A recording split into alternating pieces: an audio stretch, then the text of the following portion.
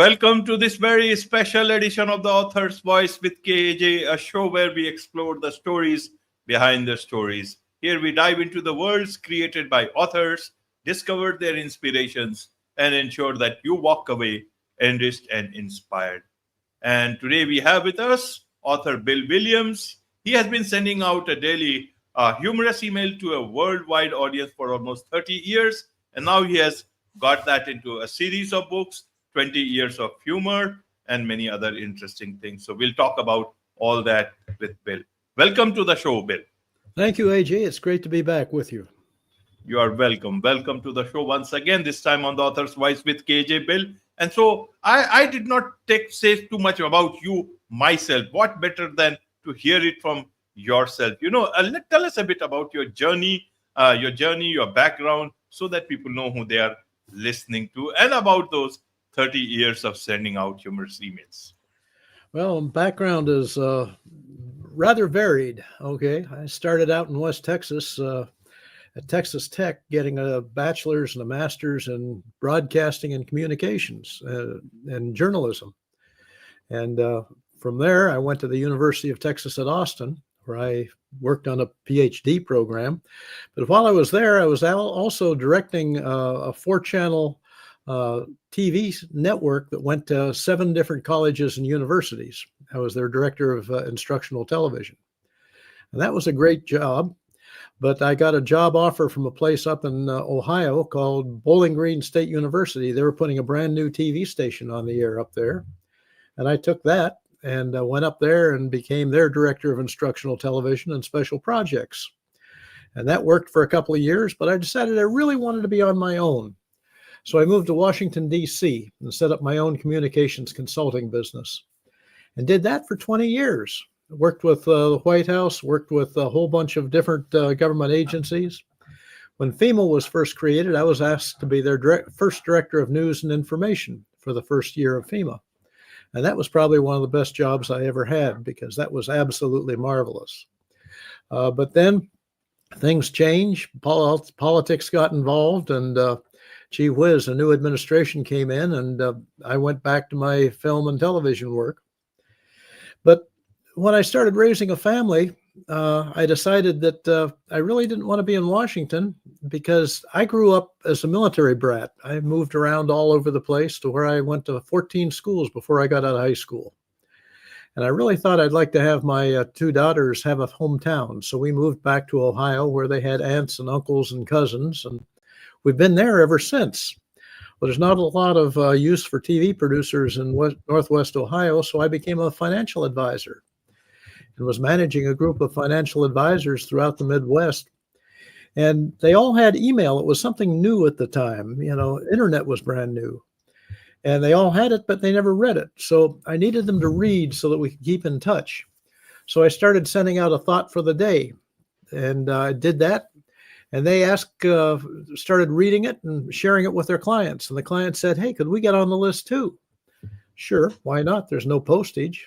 So I started sending it out. And that was 30 years ago. And today, I'm still sending out a thought for the day, Monday through Friday, to anybody who would like to get it. I have readers all over the U.S. I have readers in Europe. I have readers in India. I have readers in Australia. It doesn't cost a dime. All people have to do is say, hey, I want to get it. Well, with all these things clogging up my computer, I took it to a publisher and said, hey, I think this would make a good book. And they laughed and said, no, it's not going to be a good book. It could be a good series of books. And the first book in the series, 20 Years of Internet Humor, came out the first of the year. And already it's doing very well, I'm proud to say.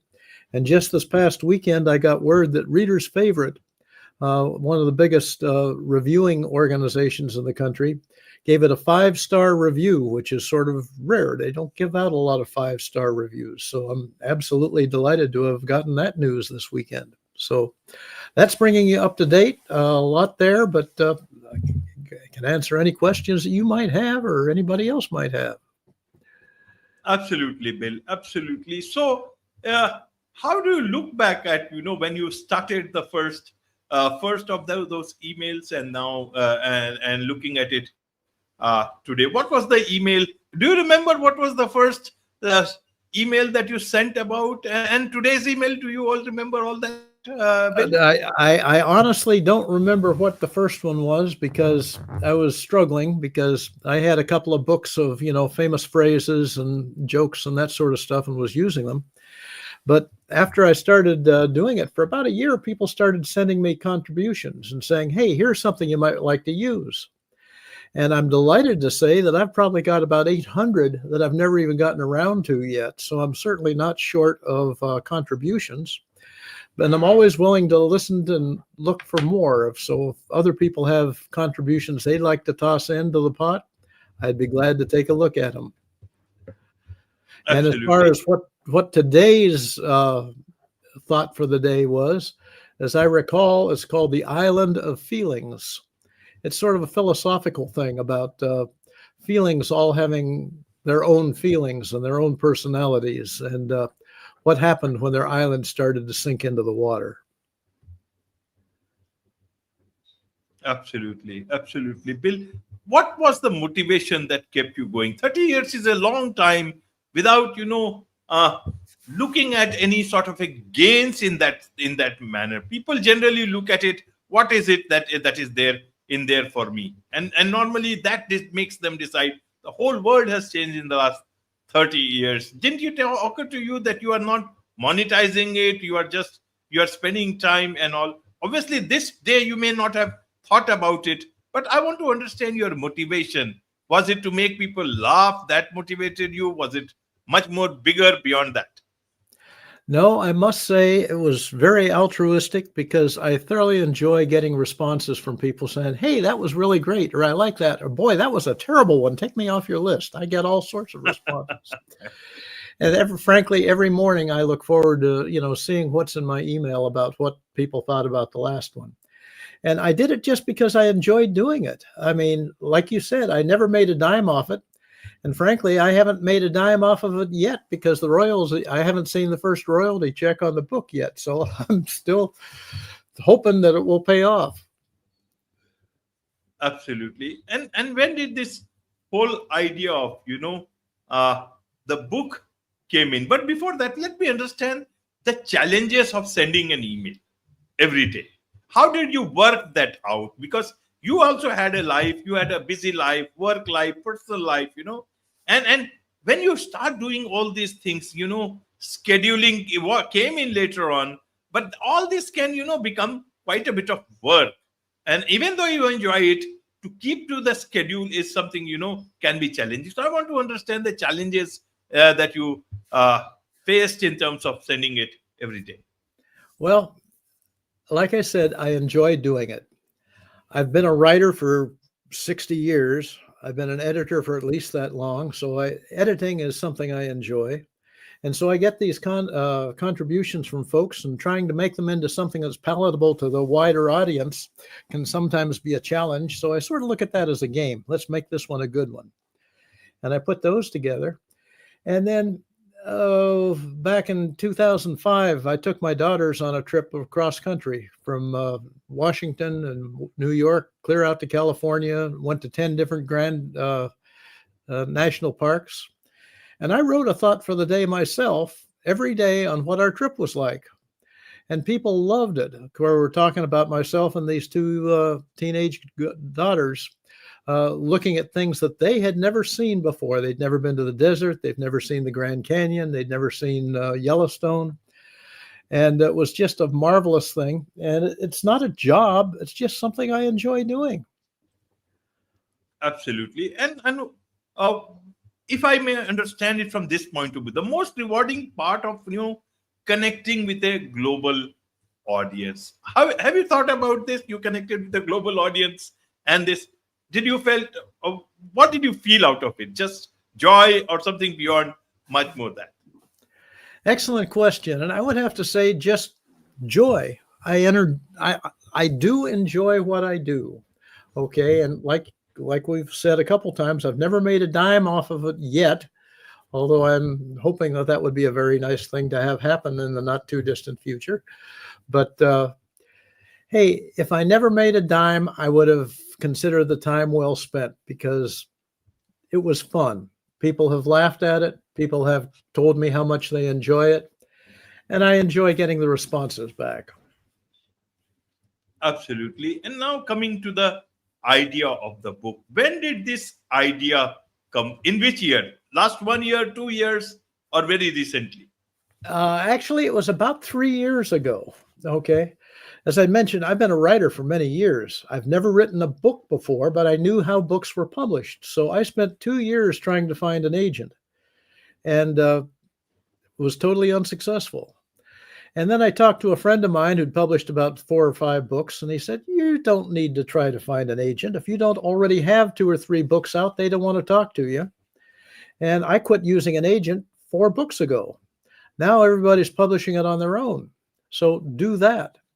And I thought, gee, I wasted 2 years, but okay, let's do that. And I did that, and it's been absolutely great. It was a whole new world of learning how publishing works these days. Absolutely. 20 years of internet humor. I can see it here on the screen, and it looks great. Yellow color cover, the man. What is this man doing on this cover, Bill? Well, I told the cover designer that I like to use the image of Janus, the two-headed god, and I was thinking of just using it as a logo. But the artist came up with the idea of putting it on a human person and carrying a computer, a laptop. And I was not something I had ever intended, but when I saw it, I said, I really like that. So let's go with that. Absolutely. So tell us a bit about what have you this in this book of yours? How have you, because just sending emails is a different thing. Designing a book with those things in the backdrop, putting it, making it interesting for people to get interested can be quite a lot of hard work. How did you do it? Share with us your process for this book, Bill. Well, my process for this book, because with as many contributions and as many thoughts as I have locked up in my files, I could put out a book that was just dealing with aging. I could put out a book that was just dealing with kids. I could put out a book that was just dealing with, pick something, education. But I decided I wanted this first one to be a little bit of everything. And so I did something terribly original. I made a list of all the titles that I had, and I just went through and picked a couple A's, a couple B's, a couple C's, a couple D's, and let them fit together. And as it turned out, it worked. They really fit together very nicely. And it doesn't matter what you like, you will find something in there that is appealing to you. And a couple of the reviews have said it makes a great coffee table book. Just set it there, pick it up, and open it to any page you want, and there's something new. Absolutely.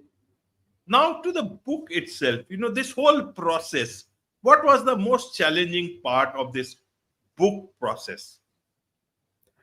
Well, like I say, the most challenging part about it was just getting started, finding a publisher and finding editors that would do what I wanted them to do. And I have been very, very fortunate. And, when I got this Reader's Favorite award this past weekend, I looked into it because I didn't know how they were judging it. And I discovered it took a lot of pride out of what I was doing, because it turns out that 20% is on cover design, which I didn't do. 20% is on book layout, which I didn't do. 20% is on final editing, which I didn't do, which meant that I was only responsible for 40% of the award. But you took the initiative. That is what, nobody does everything themselves. They always outsource it or get the right people to do that. That's what vision is all about, Bill. And that is why the credit has to go to you. Yeah, absolutely true. Because yes, I am an editor, but the worst thing you can do is try to edit your own material. And whenever I have something to promote on myself, and that includes the publicity for the book and everything else, I hire somebody else to write it and edit it, because I can't tell people what I do in a way that's not terribly biased, let's face it. So somebody else needs to tell my story. Absolutely. Now, through this book, let me understand it. What is the key message, insight that you want readers of this book to take away with them? There's something new tomorrow, and you'll probably like it, And if you don't, hey, there's something for the day after that. The stories are varied all over the place. One page that is very, very popular is a cute little girl praying, and it's called A Prayer for Grandpa. And just as cute as a button. And she says, "Dear God, please send some clothes for those ladies on Grandpa's computer." That's the whole Right. page. That's the whole story. That's it. It doesn't take long to read and doesn't take long to get the idea. On the other Absolutely. hand, I have some that are 3 and 4 pages, but they're a little bit more detailed.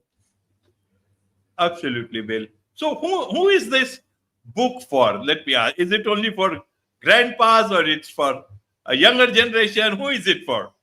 It's for everybody, and that's was one of my goals.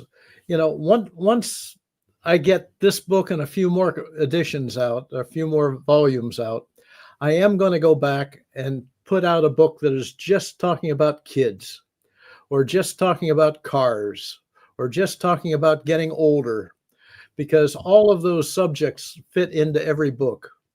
And hey, I could have 300 stories on just kids growing up and the things that kids go through, and the parents go through too with the kids. A good story that has also been very popular. Tommy was about 5 years old and learned that he was going to have a tonsillectomy. And he was telling his little buddy about it, that, he's got to go into the hospital and have the surgery, his tonsils out. Well, we went into the hospital, and when he was in there, his mother went to the doctor and said, he's never had a circumcision, so while he's under anesthesia, could you give him a circumcision as well? They did. And so for the next couple of days, Jimmy was a little uncomfortable down there, as it was. And then he was talking to his friend again, and his friend said, "I just found out I have to have a tonsillectomy too. Could you tell me about it?" And he says, "Well, I got to tell you, your tonsils ain't where you thought they were." Absolutely. This is great humor for anyone, and I'm sure lots of humor in there. But this is one part of the book. Now there will be several other books from the whole list of things that you have. Probably 10 or more. That is, if I live long enough to get them all out. Absolutely, that I don't have any doubt of, because somebody is, as you said, if you laugh enough, you will live enough. And you are not only laughing yourself, you're making the whole world laugh. And along with that, it takes a lot of effort to do that. I'm sure the world will certainly will get a lot of books from you. But talking on the idea of you talking about that did not make any money. Obviously you could not, but now you can make. Have you thought about any concrete plan for monetizing this? Because it needs a whole lot of effort, energy, money also in getting books out. Have you thought about that part of monetization of this book? I have thought about that extensively, and knowing that I don't know enough, I've looked to some people who know a lot to be advisors and to help me with the thing. One of them is Jack Canfield, who has sold more books than any other human in history with the Chicken Soup for the Soul series. And Jack's been very helpful and gave me a very nice review on this book. Steve Harrison is also a very well-known book marketer, and he and his crew have been very helpful in advising me on how to go about marketing and getting publicity for the book and all that. So I definitely learned a long time ago that when you don't know something, find somebody who does and take their advice. Absolutely, Bill. So when is the next part of this series coming up? Well, I'm hoping to get the next volume into the publisher by the end of this month. So by May, I hope to have them working on the next volume. So we should have it out by this fall. Absolutely. So Bill, I there have is it so ready. much. I just haven't gotten it to the publisher yet. There's still a few more tweaks to make, acknowledgments and things like that. Absolutely. And by that time, because this book is very much, give you time to, promote it, and so that people come to know more about it. But you see, a lot of people would be curious to subscribe to your list and as well as buy your book, get more to know more about you, connect with you, learn so many things about humor, about life, about making, something good out of people, out of the ordinary. What is the best way for people to do all these things, Bill? And also, most important part is subscription of list as well as the buying the book. Well, they can certainly learn a lot about me because I have a couple of websites. And if you go to www.internet-humor, it's got to have a hyphen between internet and humor.com. That takes you to the book. It takes you to where you can sign up for my thought for the day. It also has a link to my personal website that tells about all the things I did in Washington and the other stuff that I did before I got into this, a lot of my background. So the information is there on the internet. And like you said, the best thing to do is subscribe to my thought for the day. It doesn't cost anything. And if you don't like to get it, just hit unsubscribe and you're off there. It's no big deal. No big deal. But one big deal is there. See, you did a lot of serious work in Washington, D.C. earlier on. And now this whole series, several volumes of this book will give the world a different aspect in your life. The humor guy. Is that good for your legacy? Is that how would that be? Are you building a legacy for yourself through this book, particularly, Bill? If my legacy was that he made people laugh, I couldn't think of anything any better. But one of the things that I am looking forward to doing is once I have all of the jokes out there, I've got another book that I'm basically is in the back of my mind about my 20 years in Washington, D.C. I'm calling it Tales from the Swamp because there is so much humorous in being a government contractor that I think that, although it isn't a humor book, I think it would still bring a lot of people a lot of laughs. Absolutely. So when is that going to happen? Any particular timeline on that, Bill? No timeline whatsoever. I just want to get these things out and then I'll concentrate on that. Absolutely. So probably 3 or 4 years. In a nutshell, talking of serious life, humorous life, humor through the emails. In a nutshell, what would be your message to the listeners, to your readers? What would you like to tell them about some wisdom of life and humor? Nobody can laugh too much. Okay. By getting my thought for the day, I send it out at 10 o'clock Eastern time in the night before so that when you wake up in the morning, if you turn your computer on or your cell phone, you can get a joke to start the day with a smile. And I can't think of a better way to start your day than to be happy. It can only go downhill from there. Okay. So that's really my goal, is just make people happy, make people laugh. Absolutely. With this, it's a wrap on this very special edition of the Author's Voice with KAJ. Thank you so much indeed for joining us. Thank you, Ajay.